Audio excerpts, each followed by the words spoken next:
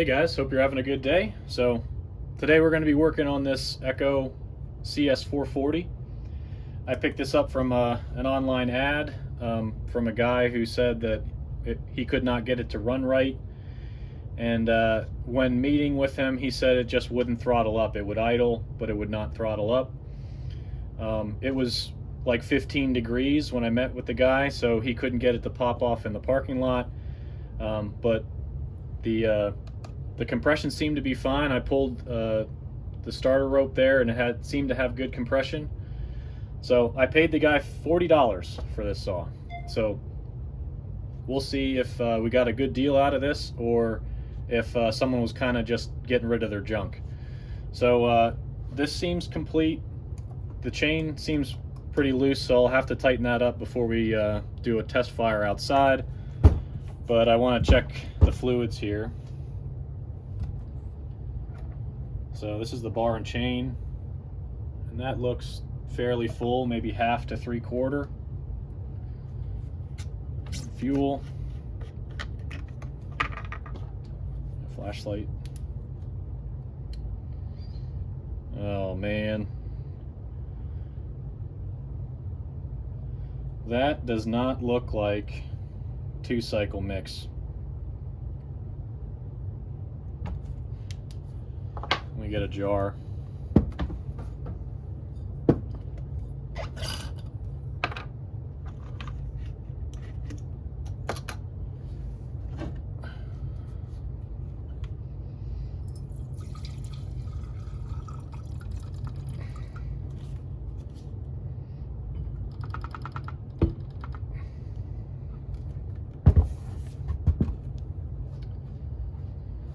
Yeah.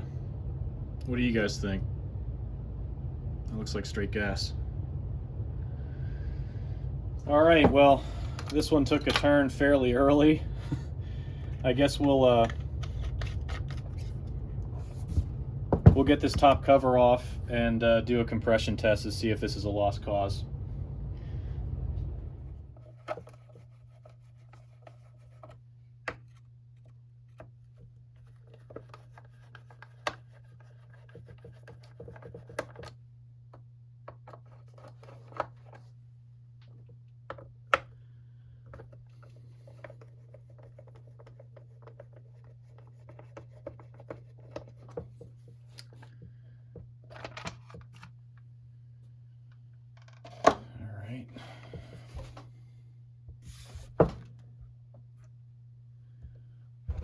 Looks like we've got an original Walbro carb. Let's get this plug out. Take a look at that.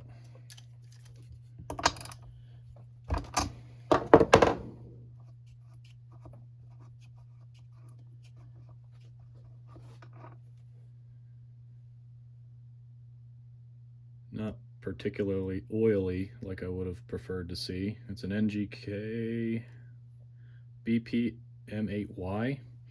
Not sure if that's the right one. Let's take a peek in the cylinder before we do a compression test.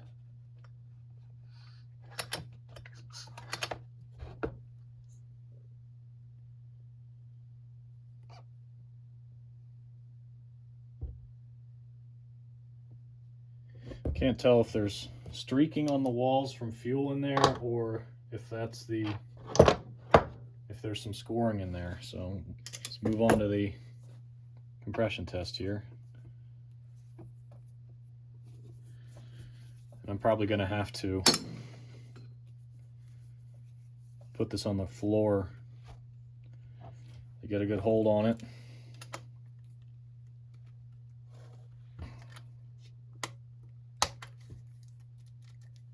So you guys see, starting off at 0.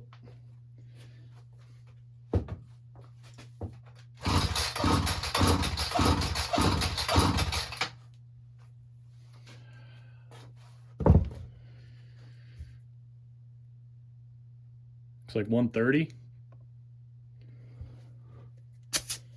Maybe we got lucky on this one. Let me get this put back together. We'll put some actual 2-cycle mix in here. I'm not convinced that this is actually mixed, unless there's some kind of yellow 2-cycle oil out there that I'm unaware of. But we'll get some known good fuel in there and take it outside.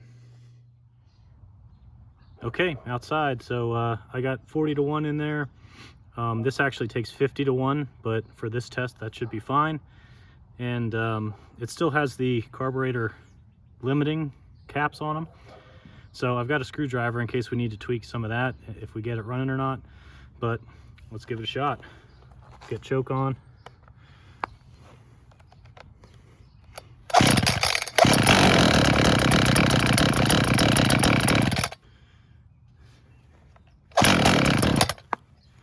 Turn choke off.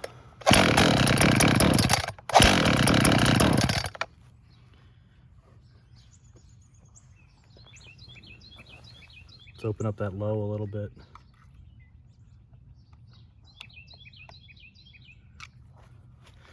It's pretty much all the way on that one.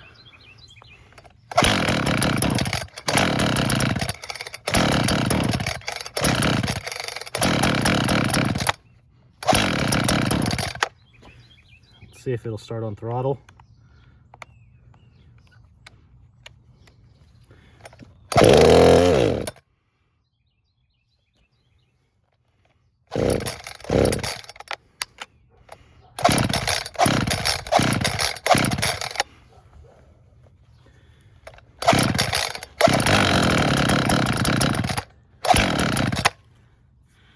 Yep, I'd say we have a fuel problem.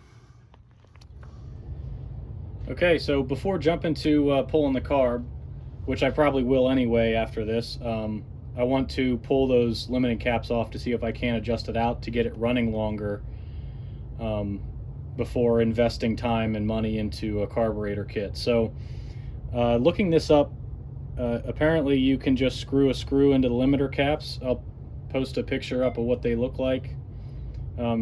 You screw the screw into the middle and turn the limiter cap counterclockwise, so that there's a tab on the cap itself that will pull through the metal boss on the carburetor. So I'm going to go through and do that, and hopefully they come out easy, and I'll be able to test this again outside. Okay, so I got this one out. This is the high side, and I figured I'd just let the camera roll for the low side. It's kind of tedious. It took me probably 5-10 minutes to get this lined up correctly with the screw in there enough to grab it and pull it out. But this is the tab here that needs to line up with the body of the carburetor. So I'll let the camera roll here, and hopefully we can get this other one out easy.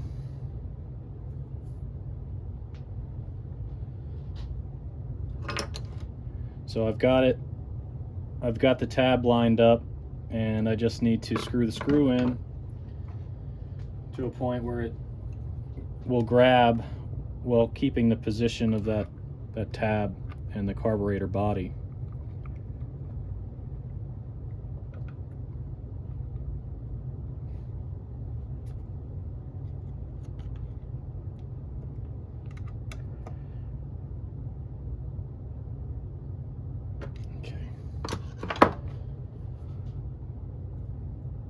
Might be able to get that one. Let's give it a shot.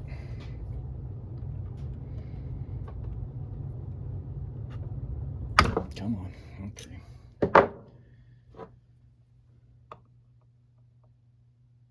It started. Let's get it repositioned.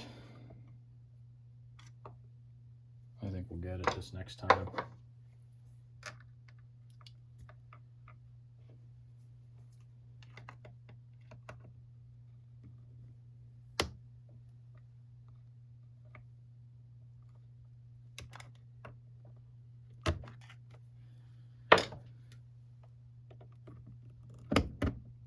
Yep, come on.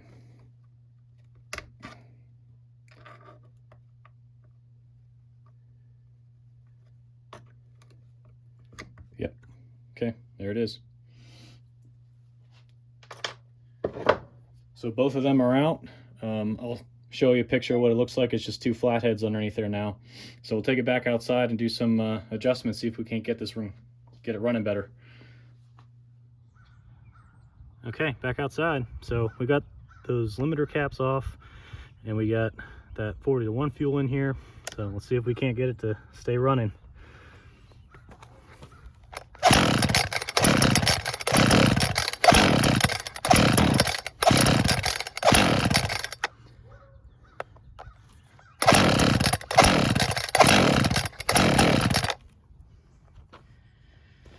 Let's open up the low a little bit.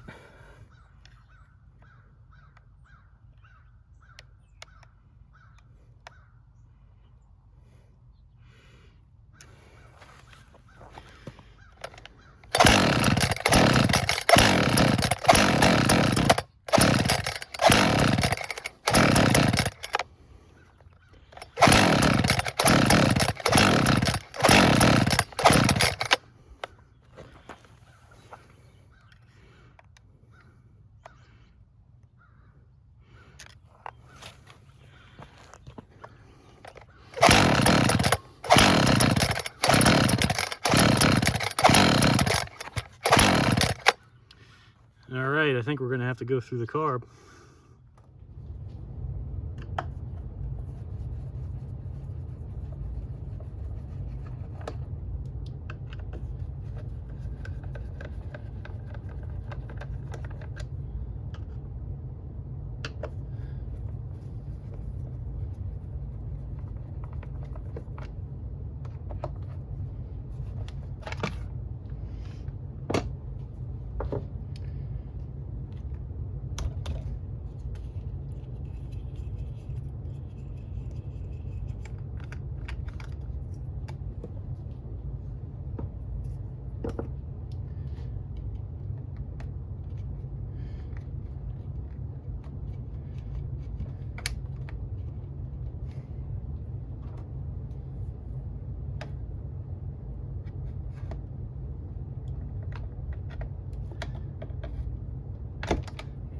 Things didn't want to come off. All right.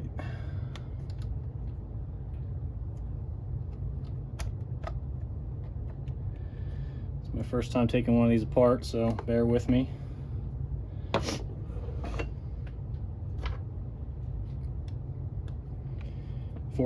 This is a 4mm hex.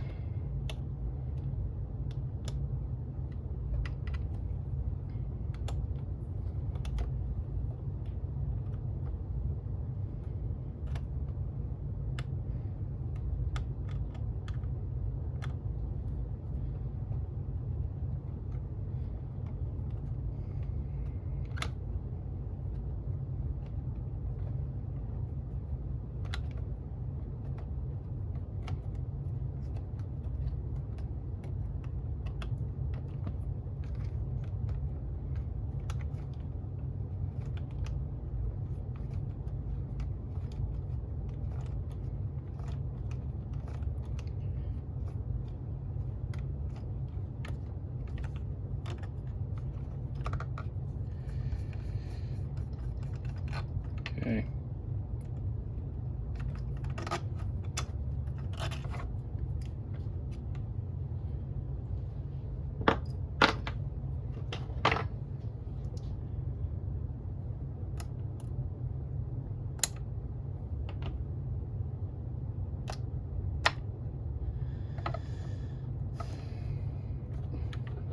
The line's actually looking pretty good shape. They're not dry rotted or nothing. Walbro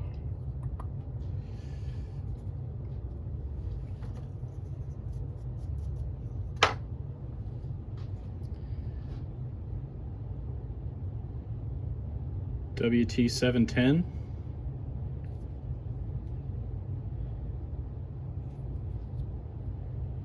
Yeah, and there's the slots I was talking about. These guys here. These guys here, you need to have those red tabs line up so you could pull those limiting caps off. All right, well, let's get this thing out of the way and we'll go through the carb. All right, hopefully we find the smoking gun in here.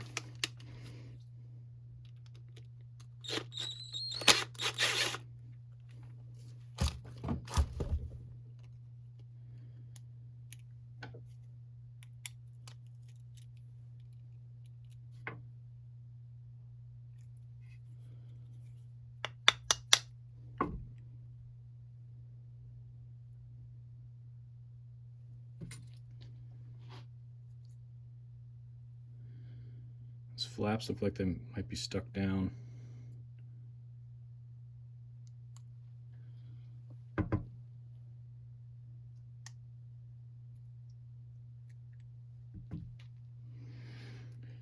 They're definitely deformed.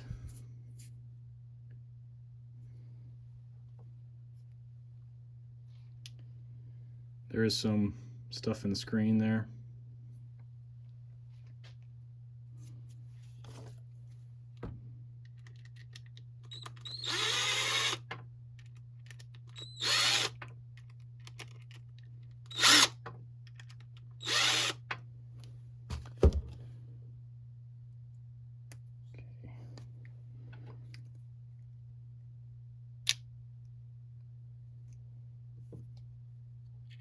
Oh God, yeah.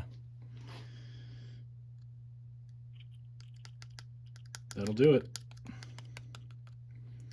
Okay, I'll have to see if I have a carb kit, or I'll have to get one on order. Let's get this off of here.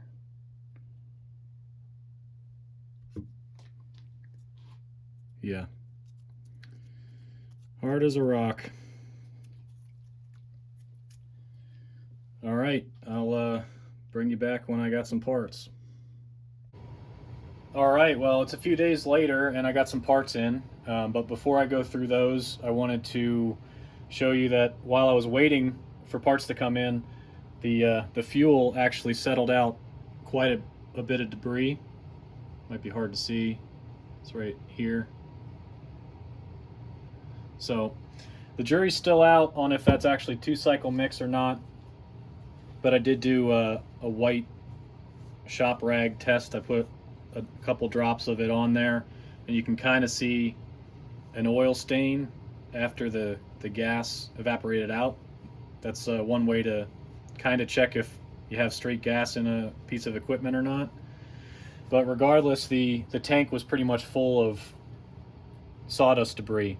So while I was waiting on these parts off camera, I went out and drained the gas I had put in it, which also had debris in it, and blew out the tank. But in the process of that, I pulled the filter out to take a look at it, and the internal line snapped, and you can tell it was starting to go anyway from the inside out. The outer sheath's okay, but all those ribs that you see are kind of internal breaks in the line. So it's got kind of this crazy straw looking line inside the tank. I have this on order, and I have a new grommet on order, but they won't come in for about a week or two. So this grommet wasn't leaking. I'll reuse that, and I'll put this back together using some straight line of about the same size.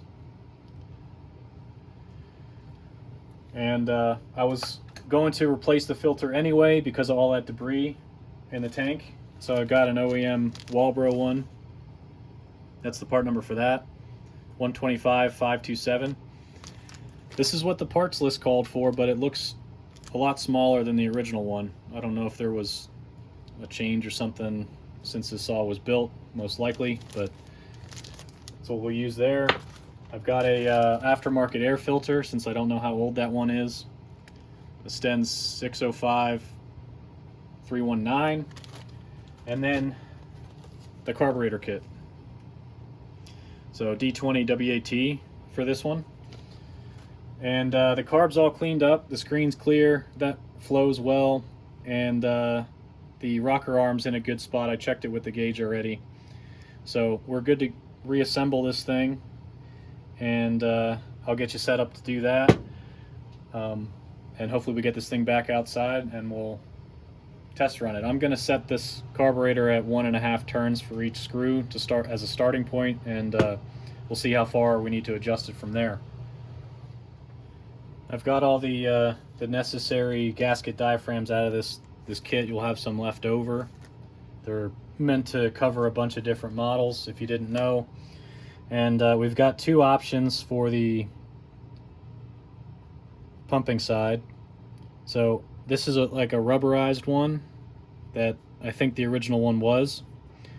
And then we've got another option, which is this other material. And I'm going to put this one in because I think this one's slightly better with the ethanol gas than a rubber one. So that's the ones we're going to do for that. I've got the right gasket there, and then this is the right gasket for the diaphragm side. So let's get this thing back together.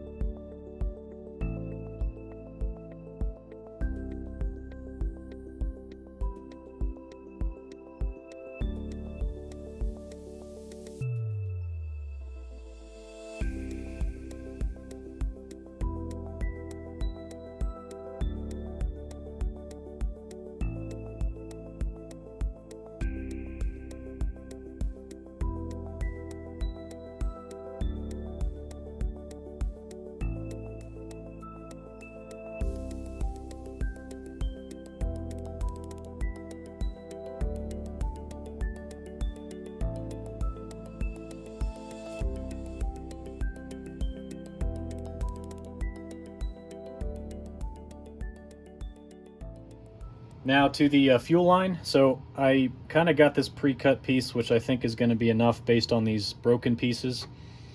But my game plan is to feed this into the grommet outside the unit about the same distance as the old line was, and then drop this whole thing in with the grommet on the line, and then pull the line out of the tank, and then put the filter on. So hopefully this doesn't fight me too much, and we'll get rolling on this.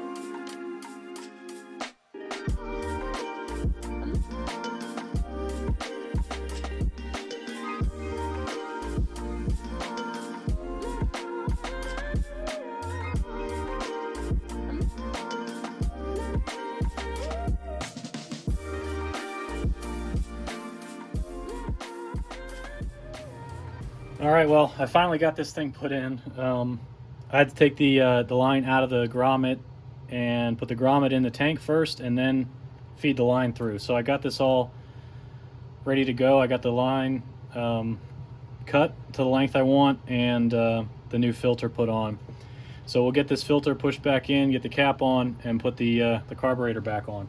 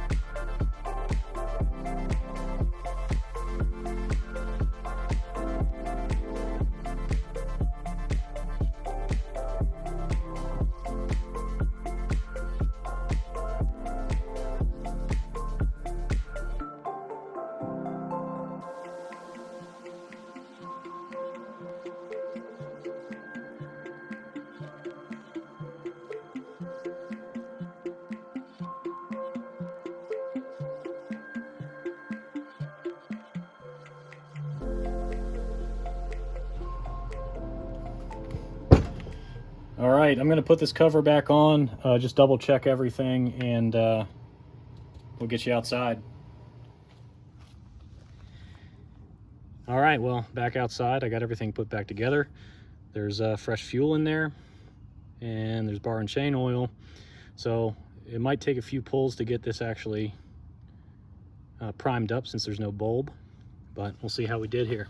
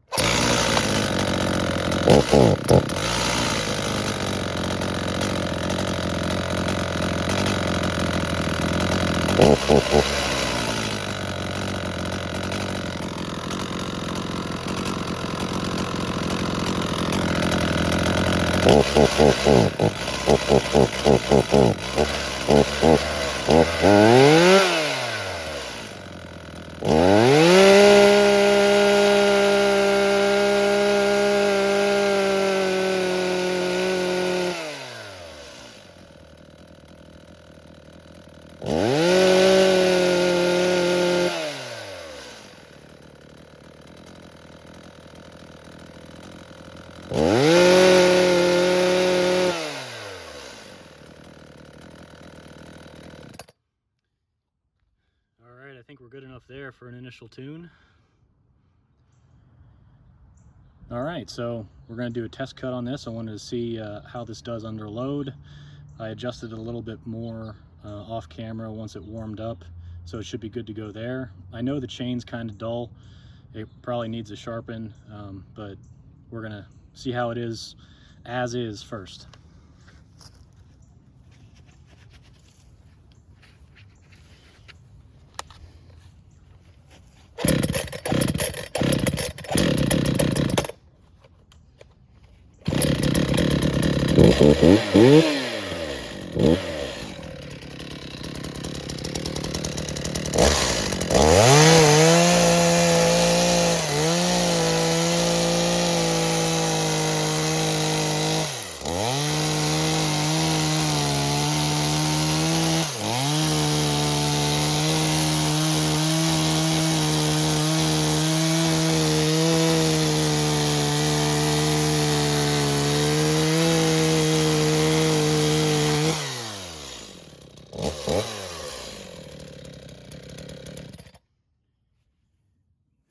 Yeah, that chain's real dull, so I'll have to sharpen that after the fact, but it runs good. So yeah, we'll take it back inside. All right, well, I guess I'll call it for this one. We got it running again. So what do we have in it? We've got a fuel filter that was $2, $3, $4. Some lines, probably $1 or $2 for the length we used. An air filter, 12 or 13, and then the carb kit, which was 10. So all in, I'd say somewhere between $25, $30 in parts. The saw itself was 40. So all in, as you see here, 70 bucks for a pretty good running saw, I think. The chain needs to be dealt with, and either needs a sharpen or I'll put a new one on it, one of the two, and it definitely needs to be pressure washed, which I don't have my pressure washer out yet for the year because the weather has not completely turned. But yeah, I'd say 70 bucks for this versus you know, a Poulan or a Craftsman that I'm seeing in the area for about the same amount of money. So yeah, I think that's a good deal. So yeah, I guess we'll leave it here, and I'll catch you on the next one. Thanks for watching.